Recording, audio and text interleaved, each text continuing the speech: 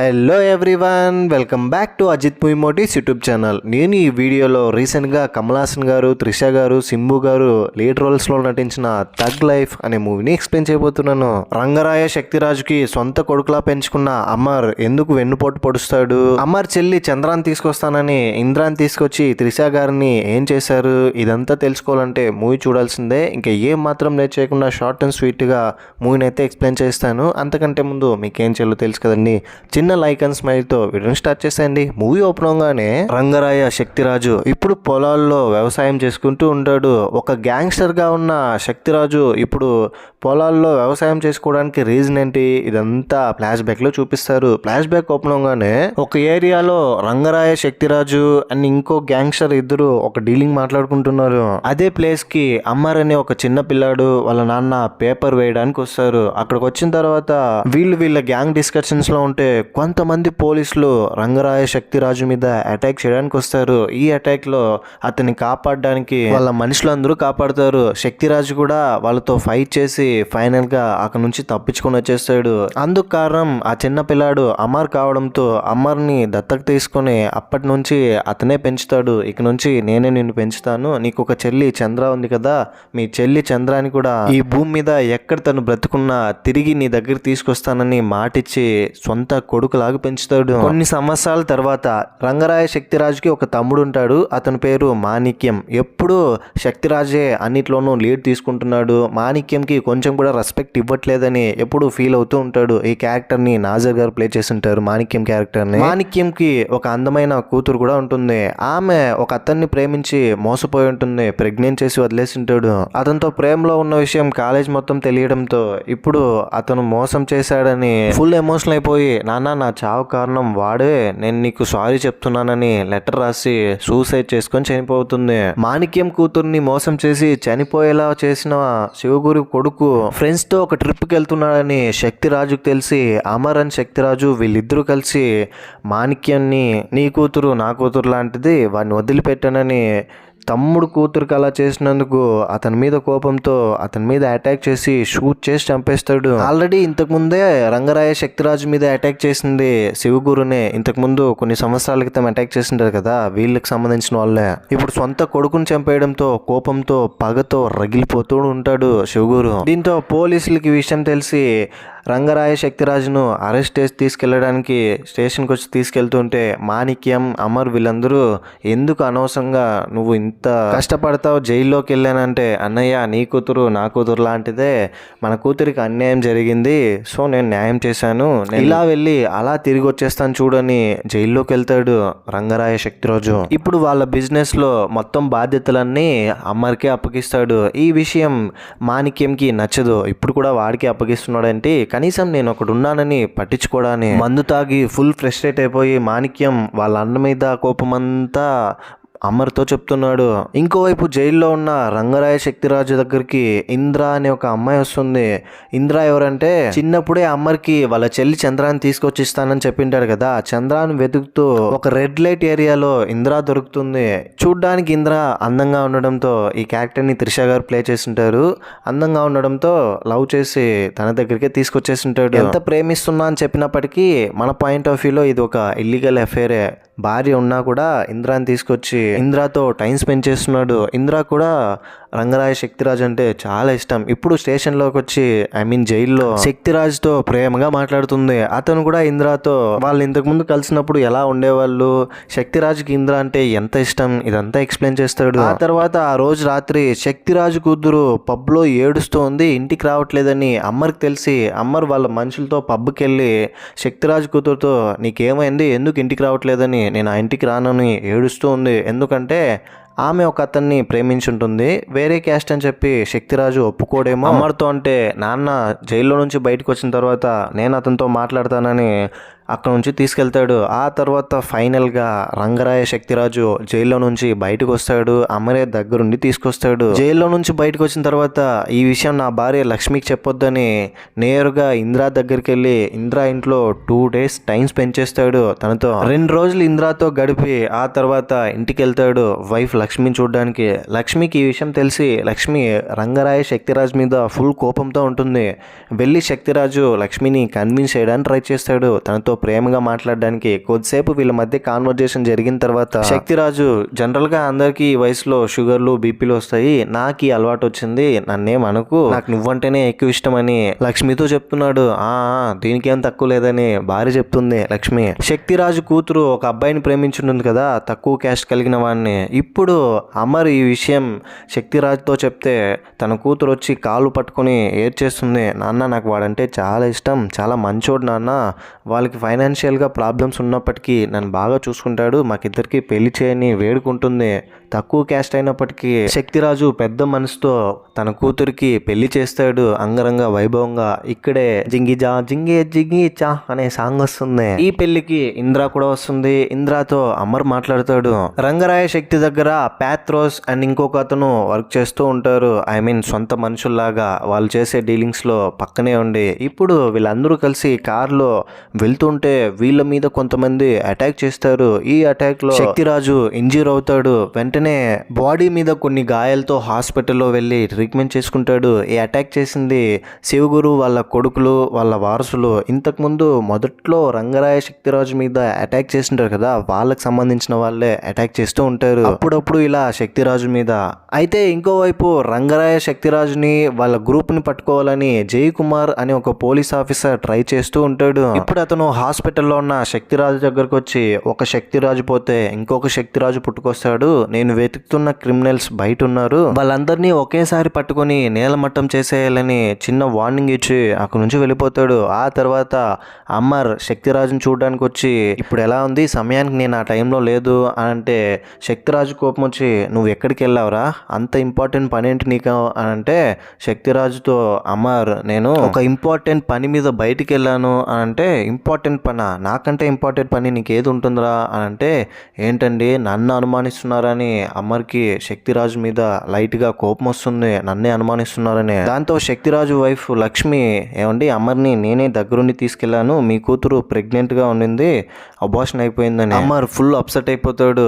సొంత నాన్నలా అనుకున్న వాడే నన్ను అనుమానిస్తున్నాడు, నేనే చంపడానికి ప్లాన్ చేశానేమో అని. దీన్ని అడ్వాంటేజ్గా తీసుకున్న శక్తిరాజు తమ్ముడు మాణిక్యం ఏం చేస్తాడంటే, బాహుబలిలో బల్లాల దేవుడిలాగా, ఒరే అమర్ చిన్నప్పుడు మీ నాన్నని చంపింది ఎవరు అనుకున్నావు, శక్తిరాజు మీ నాన్నని కావాలని గన్తో షూట్ చేసి చంపి ఆ తర్వాత నిన్ను తన దగ్గర పెట్టుకున్నాడు. అనుకున్నంత శక్తిరాజు అంత మంచోడేం కాదని శక్తిరాజు మీద ఒక బ్యాడ్ ఒపీనియన్ క్రియేట్ అయ్యేలా చేస్తాడు. అమ్మర్ ఇదంతా విని, ఓ నిజమేనేమో, మా నాన్నని శక్తిరాజే చంపేశాడేమో అని అనుకుంటాడు. ఆ రోజు జరిగిన అటాక్ లో మా నాన్నని చంపేసి ఏదో దయాగుణం ఉన్నట్టు నన్ను తీసుకొచ్చి పెంచుకున్నాడు, నా చెల్లి చంద్రాన్ని తీసుకొస్తానని ఇంద్రాన్ని తీసుకొచ్చి తనతో అఫైర్ లో ఉన్నాడు, ఇదంతా తప్పు అనిపిస్తోందని శక్తిరాజు మీద అప్పుడు వస్తుంది భయంకరమైన కోపం.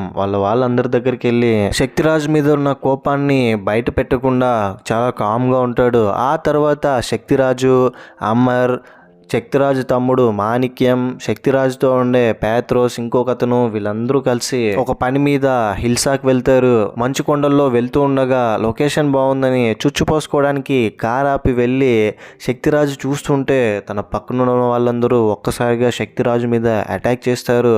కాపాడడానికి అమర్ వస్తున్నాడా అని చూస్తే అమర్ కూడా అతన్ని చంపడానికే అక్కడికి వచ్చాడని తెలుసుకొని అమర్ గొంతు పట్టుకుంటాడు. అమర్ కోపంతో శక్తిరాజును కొట్టి ఒక పెద్ద ఎత్తైన ప్రదేశం నుంచి కిందకి తోసేస్తాడు శక్తిరాజుని. శక్తిరాజు కింద పడిపోతాడు. దాంతో శక్తిరాజు చనిపోయాడని తిరిగి ఊరికి వెళ్ళి శక్తిరాజు మనుషులతో, ఇక నుంచి శక్తిరాజు లేదు, మిస్ అయిపోయాడు, ఇక నుంచి నేనే రంగరాయ శక్తిరాజు అని అందరి ముందు నేను చెప్పినట్టే అందరూ వినాలి, నాకు ఇంకా ఎవరు ఎదురులేదు ఇక్కడ అని చెప్తాడు. శక్తిరాజు పొజిషన్ వాళ్ళ మనుషులనే కాకుండా ఇంద్ర దగ్గర కూడా వెళ్ళి ఇంద్రతో మాట్లాడి ఇంటికి తీసుకొచ్చేస్తాడు. ఇక నుంచి నువ్వు నాతోనే ఉండు, నేనే నేను బాగా చూసుకుంటానని. కానీ ఇంద్ర ఎప్పటికైనా శక్తిరాజు తిరిగి వస్తాడన్న నమ్మకంతో అతనితో పాటు వెళ్తుంది.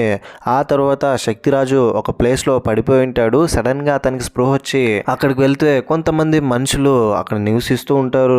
వాళ్ళ దగ్గరే ఉండి ట్రీట్మెంట్ చేయించుకొని మార్షల్ ఆర్ట్స్ ఇదంతా నేర్చుకుని మళ్ళీ దాదాపు 2 సంవత్సరాల తర్వాత నా ఫ్యామిలీని, నన్ను, నా కూతుర్ని కాపాడుకోవాలి అమర్ దగ్గర నుంచి, ఆ అమర్ అంతు చూడాలని ఫుల్ ఫైర్ తో కంబ్యాక్ ఇస్తాడు మళ్ళీ వాళ్ళ ఊర్లోకి.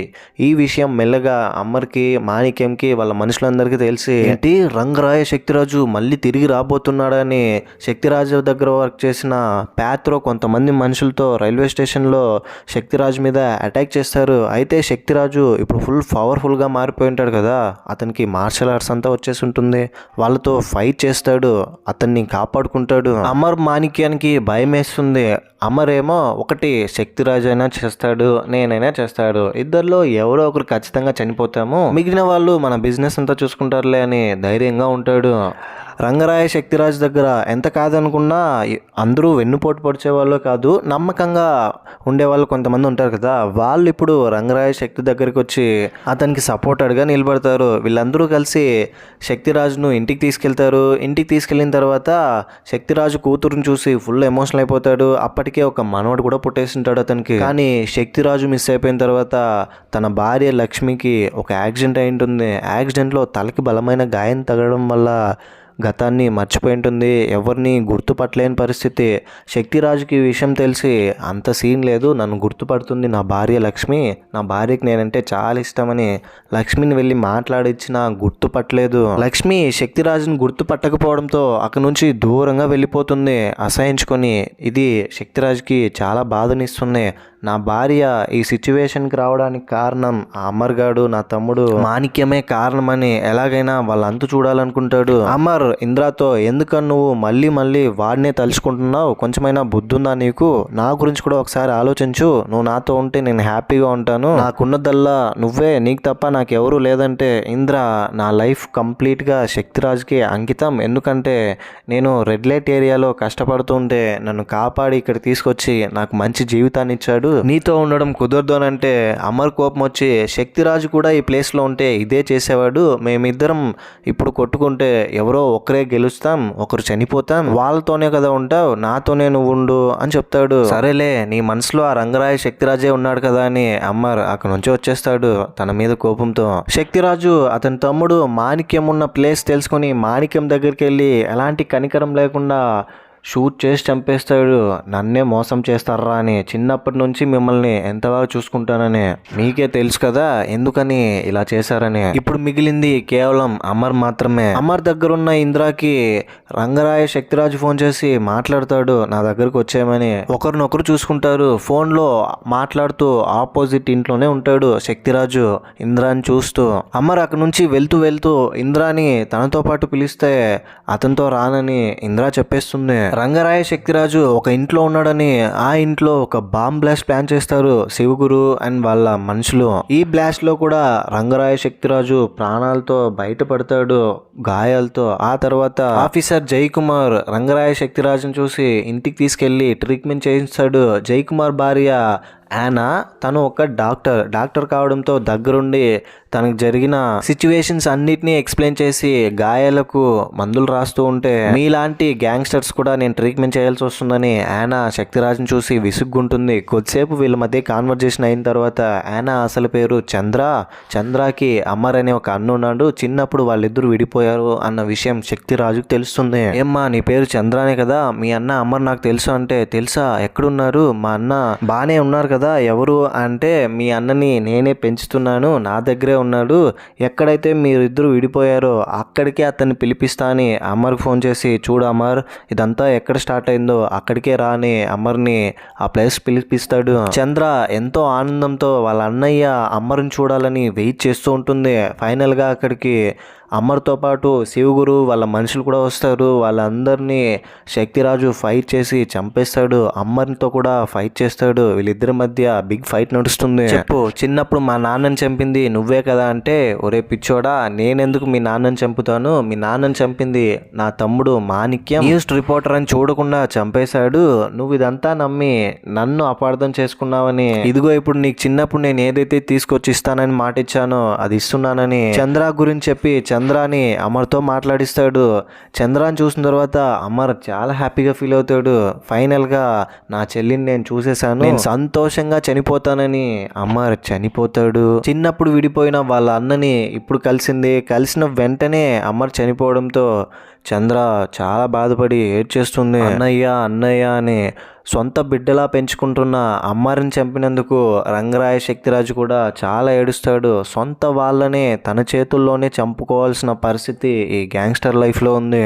దీన్ని రియలైజ్ అయిన రంగరాయ శక్తిరాజు ఇప్పుడు అన్నిటినీ వదిలేసి ఆ ఏరియాకి దూరంగా ఒక మారుమూల ప్రాంతంలో వ్యవసాయం చేస్తూ వాళ్ళ భార్య దగ్గర ఒక నార్మల్ మనిషిగా బ్రతుకుతున్నాడు. ఇంతవరకు జరిగిందంతా రంగరాయ శక్తిరాజు మనకి ఎక్స్ప్లెయిన్ చేస్తున్నట్టుగా ఇంద్ర కూడా శివగురు కొడుకు ప్లాన్ చేసిన బాంబ్ బ్లాస్ట్ లో ఆ ఇంట్లోనే ఉంటుంది కాబట్టి చనిపోయి ఉంటుంది. అందరినీ పోగొట్టుకొని ఇప్పుడు ఒక ఆర్డినరీ మ్యాన్ గా వ్యవసాయం చేస్తూ బ్రతుకుతున్నాడు. అతని భార్య లక్ష్మి కూడా మెల్లమెల్లగా గతం గుర్తొస్తుంది. ఇంతటితో మూవీ కూడా ఎండ్ అయిపోతుంది. ఈ మూవీ మొత్తం చూసిన తర్వాత ఈ మూవీపై మీ ఒపీనియన్ ఏంటి, నా ఎక్స్ప్లెనేషన్ మీకు ఎలా అనిపించింది అనే దాన్ని కింద కమెంట్ బాక్స్ లో తప్పకుండా నాతో షేర్ చేసుకోండి. ఇలాంటికైనా మరిన్ని మూవీ ఎక్స్ప్లెనేషన్ వీడియోస్ కోసం మన ఛానల్ని సబ్స్క్రైబ్ చేసి బెల్ ఐకాన్ క్లిక్ చేసేయండి. ఇంకో వీడియోతో మీ ముందు ఉంటాను. అంతవరకు సేఫ్గా ఉండండి, నవ్వుతూ ఉండండి, నవ్విస్తూ ఉండండి. Thank you. జై హింద్.